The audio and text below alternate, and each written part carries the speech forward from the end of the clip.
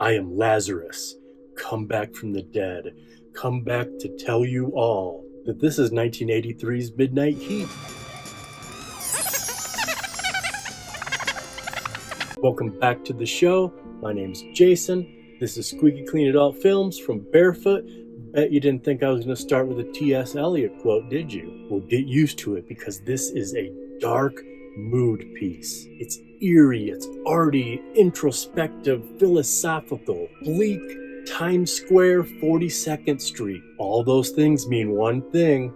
Roger Watkins back in the house, third time on the show. When we did the Pink Ladies, I told you Watkins isn't like that. And then we took it down a notch or two for Corruption. And now we're taking it down a couple more notches with Midnight Heat. I love Roger Watkins. This is the perfect Halloween season. Croctober. Now this, mixed with the two previous edits of this month, that's what you got coming for you. We're going atmospheric, not just on-the-nose horror. Larry Ravine, again, a lot of the same people as Corruption. Larry Ravine's 8th time on the show, and this looks dark and gritty, and this has no film restoration. Vinegar Syndra's not here this time. You're seeing 35mm on VHS. Robert Michaels produced it, also did additional camera work. So when you see all those bums, that's probably him. We're talking inserts, second unit, courtesy of our producer. And James Flamberg, once again, did a crazy score. He did Corruption. And we've now completed his whole body of work for compositions. Only 2 credits, Corruption, Midnight Heat. Dude did so many jobs in the film industry as like a music supervisor, music editor, music remixer, sound department. Spielberg loved him. He worked on The Goonies and The Color Purple. But guess what I just found out today? Weird happenstance. I saw further up in his career, like, oh, he worked on Nurse Betty. I love Nurse Betty. I own it. A lot of people kind of laughed at that because it's Neil LaBute and he was indie star in The Company of Men and Your Friends and Neighbors, and now he's making a movie that he didn't write with a bunch of huge Hollywood stars. Guess who wrote it? His one writing credit. Not in music, in writing. James Flamberg wrote Nurse Betty. Isn't that wild? He had a writing partner, but they won Best Original Screenplay at the 2000 Cannes Film Festival. But let's not get happy. This is the spooky season. 78 minutes long. 24 and a half. And you know what we're doing? There's an F-bomb in this, but I think it sums up the entire movie. You cannot have the F word in a PG movie. So I was just going to let it slide and just call it PG and just tell you up front. But as an experimental artist, why don't we just do a PG-13? We've never done it and I never want to do them. I said I wouldn't do it, but that's life. You say things and then you say other things. I think one might be funny. We have a few soft swears, 2 of them actually. We have guns and we have deaths. This is dark. We also have prostitutes. And like I just teased, you're going to hear someone say, fuck it. Happy Halloween. You watch this, I'll see you at the end.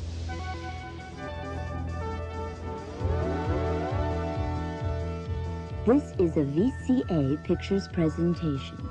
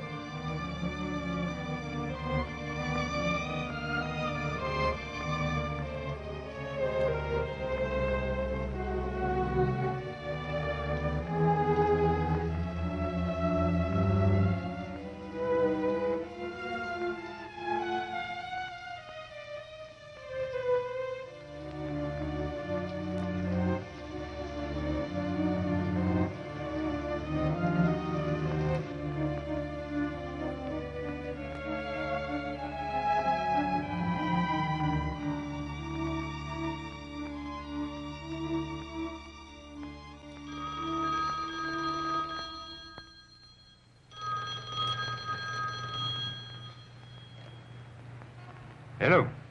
Do you know who this is? Yes? I have a job for you. What's the pay? The usual. I'm listening. It's an easy job, really. Who says? You'll be receiving the details in the usual way. I'll be waiting. If you'll permit me, I'd like to suggest something quietly efficient. You have any reason to be unhappy with my work? No, I just thought that perhaps you could use... Well, why don't you do yourself a favor? Let me do the thinking.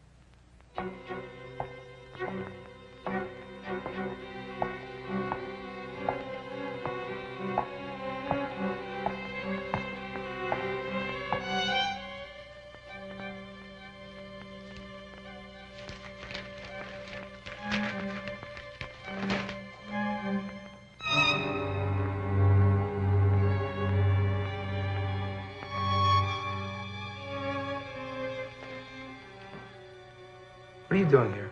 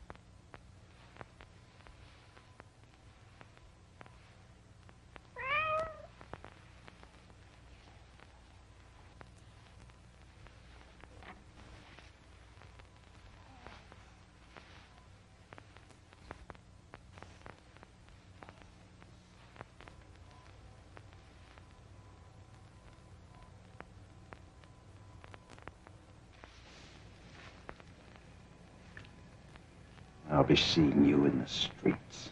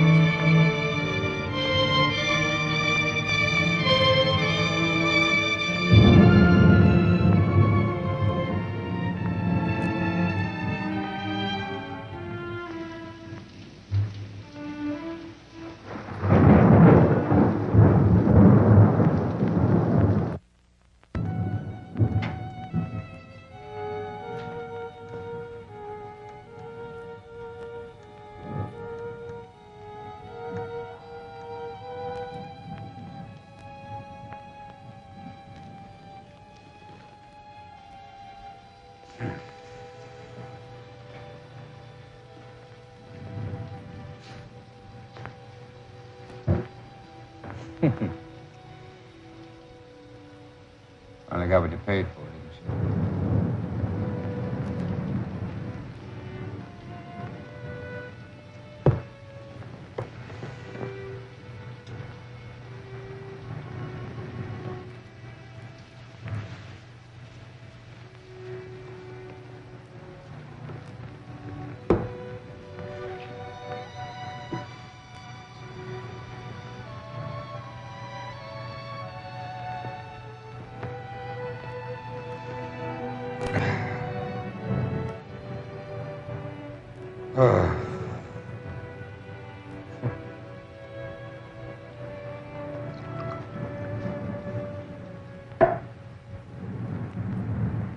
I am Lazarus, come from the dead.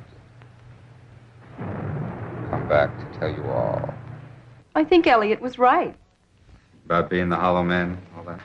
Aren't we? Don't take it too seriously. He also said April was the cruelest month. I'm trying to make a point, and you're being facetious. Sorry. Got my mind on some other things lately. Do you find me attractive?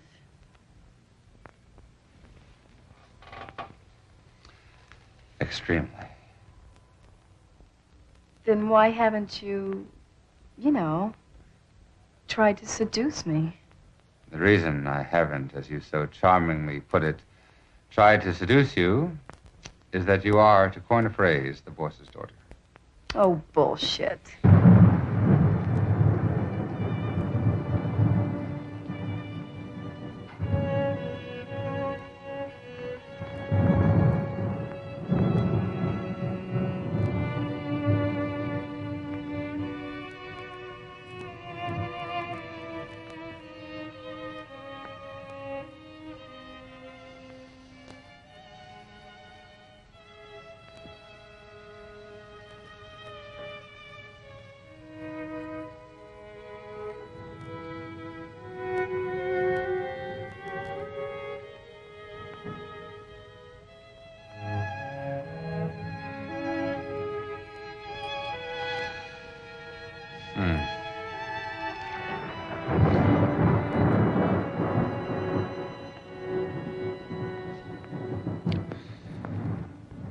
Surely he shall deliver thee from the snare of the fowler.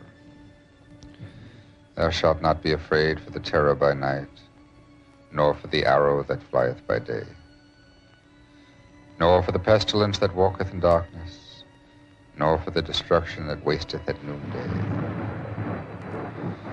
1,000 shall fall at thy side, and 10,000 at thy right hand, but it shall not come nigh thee. Yeah.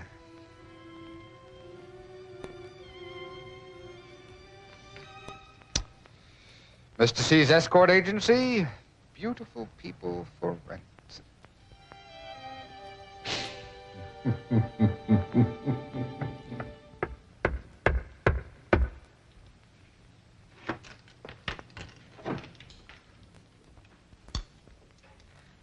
Hi, we're from Mr. C's escort agency. I already guessed that. Well, can we come in? You're gonna make us stand in the hallway all day. I don't think I could afford that. It's your money, mister. Well, why don't you come in?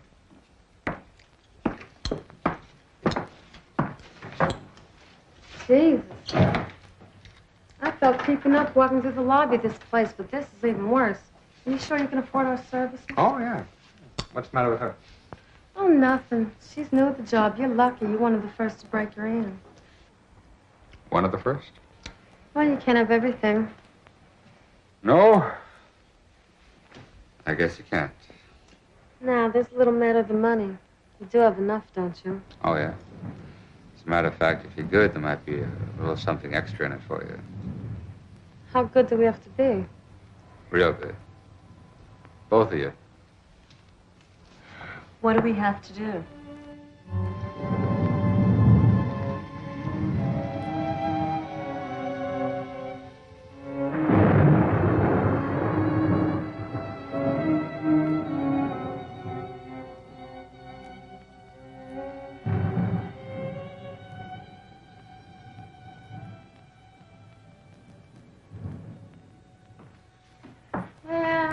fun, but I'm afraid we have to be going now. Why don't you go, hon? I'd like her to stay. What do you mean you want her to stay? That was part of the agreement. So it's part of our new agreement. Listen, buddy, just because you have a gun doesn't mean that you can, It's all right, Shirley. I'm old enough to take care of myself. Listen, honey, we have business to take care of. The little lady says it's all right. Diane. It's all right, Shirley. Come on. But- It's nothing to worry about. Diane. It's okay, honey. She's not worried, so why should you be worried about her, okay? Now, listen. I'll tell you what I'm going to do. You be a good girl, you go now, and I'll send over a little something extra just for you, okay? Okay, honey? Thank you, baby.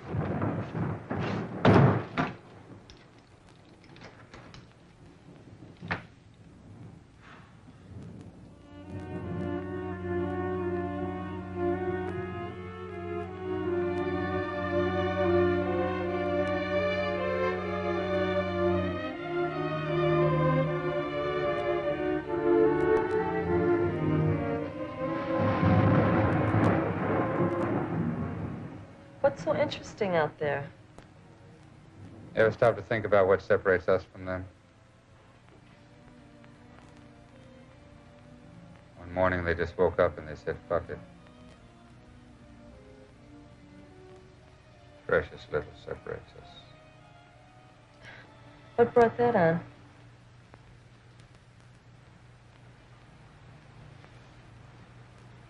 I do some of my best thinking looking out a window.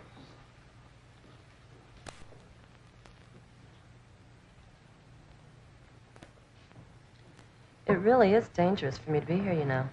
Huh? Why is that? I'll probably lose my job. I wouldn't worry about that. I'm sure they need you more than you need them.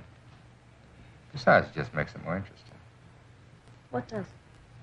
The danger. The more dangerous something is, the more we forget about everything else. Danger motivates people. Otherwise, why bother? If you say so. I know so. So do you. Otherwise, you wouldn't be here.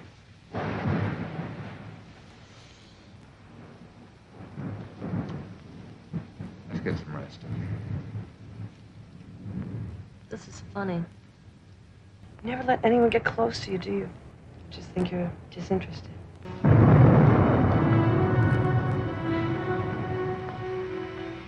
What time is it? Does it matter? You married? I was. Something I should tell you.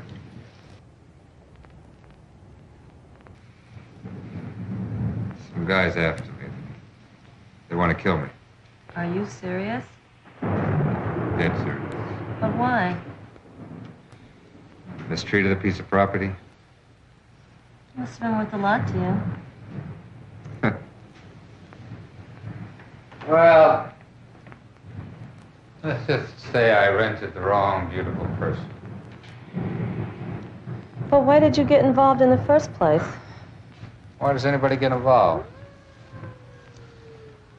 Maybe I got caught up in my own fantasy about danger, living on the edge. Maybe I didn't realize how deadly it was going to be until I made it come true. Maybe you wanted it to come true. Maybe you were looking for the edge, and when you found it, you embraced it. Maybe. And maybe we're all looking for the edge. Where's yours? Mine? Where's your edge?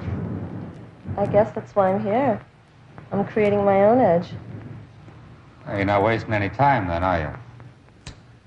That's just it. I wasted too much time. Was he your husband? Along with my husband. We were both left out in the cold. I used to think he could give me what I wanted most. Which was? You know, what everybody wants.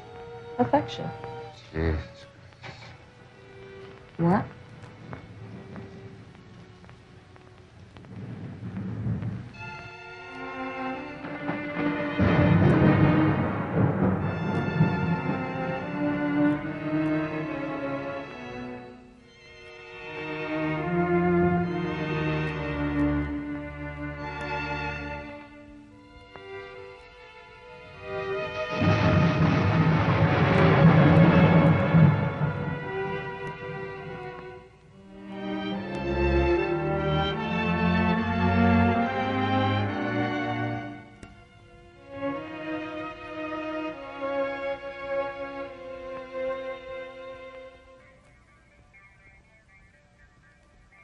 Diane!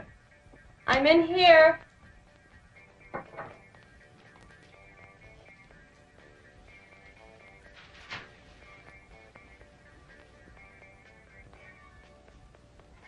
What are you doing in here? Waiting for you. It's 2 o'clock in the afternoon. I know what time it is. I was glad when you called and said you'd be home early. Came home early because I'm exhausted.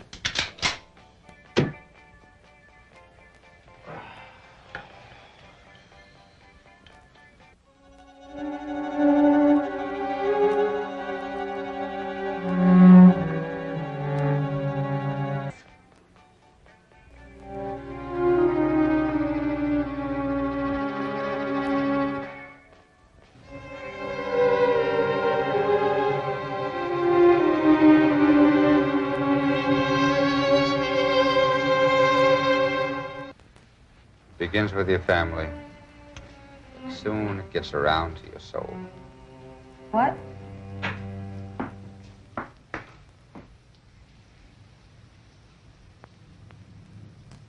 You kill people, don't you? Yes. You ever think about the people you kill? Ever give them any thought? Sure. I wonder, for example, whether during that irreversible moment that the bullet enters their brain, whether any special revelation takes place. Revelation. About death. I mean, whether they take it with calm acceptance, or whether there's feeling of terror, whether they think it was all worthwhile at the beginning. If what was worthwhile? Whatever circumstances led me to kill them in the first place.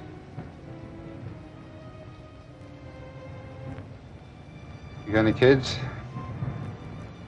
One, a girl. Sometimes I worry she'll grow up to be just like me. They seem to feel that the problems of adulthood, the inabilities to cope, all stem from your childhood. So it makes you wish Freud was born 1,000 years earlier, so our parents could have taught us how to cope. Instead of bringing us up so neurotic. I wonder if anybody could ever teach us how to deal with death. You're afraid of dying, aren't you? I haven't learned much, but I know one thing. That only someone in constant terror of annihilation can experience life the way it should be experienced. And you're one of those men. Yes.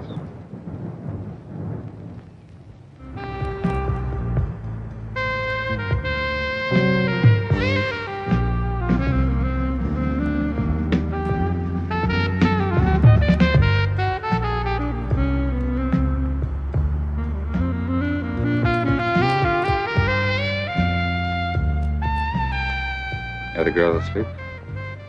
It's been a busy day. Yes, people will be happy to hear that. What is it about you? I'm just tired. I lost the money. What? Yeah. Instead of dropping it off at the usual place last night, I took it home. Stared at it all night. And then? I took it to the racetrack, pissed it away. You didn't. Afraid I did. They'll be looking for you, you know. I know.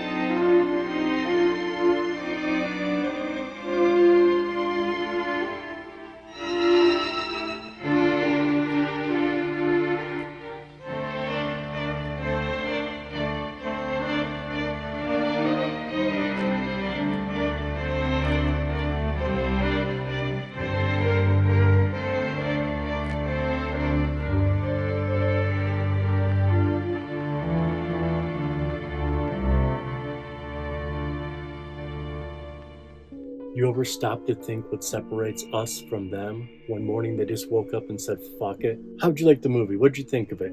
I'll tell you, the biggest thing I had is alternate ending. We just have him stewing in a prison of his own mind. He literally made himself a prisoner in this little piece of crap hotel. And I've read a lot about Roger Watkins, and I've read about a different, darker ending. I found 4 or 5 copies of this online, and they all have this ending. I like this ending, but I am aware that there may be a different ending. But we're here to talk about the PG-13 version of Midnight Heat. Jamie Gillis played Alan, 29th time on the show. He did awesome.